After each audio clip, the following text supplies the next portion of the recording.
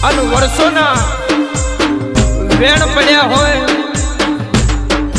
મારા લાલા બાપા પરિવારના આગળ અને આજે વર્ષો પછી ગોગાએ રજા આપી હોય અને અમારા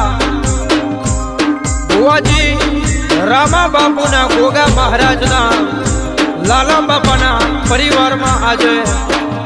હોમૈયા હોય અને ગોગો વર્ષો પછી ઘેરાવતો હોય અને એ ગોગાને યાદ કરીને ગાવું હોય ત્યારે વાહ જોજા રાજપૂત